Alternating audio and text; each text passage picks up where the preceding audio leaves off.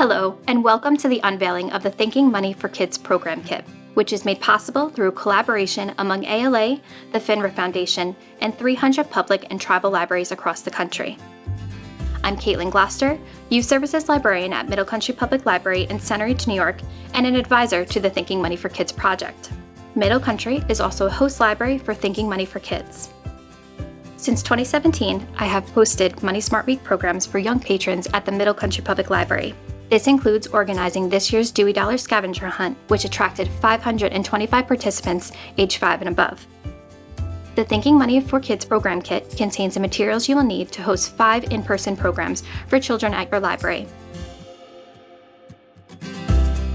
In this video series, I will present an overview of the kit, unbox each of the 5 included games, and share some tips from my past experiences hosting similar programs.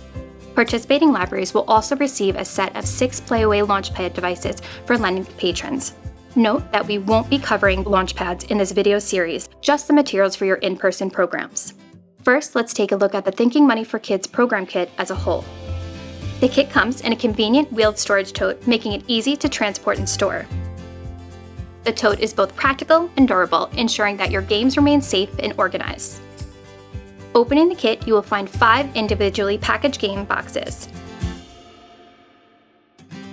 Pet Sense, Penny Pincher's Party, Piggy Bank Theater, Making Moolah, Currency Conga, a piggy bank, and an oversized die. You can learn more about each of the games in the other videos.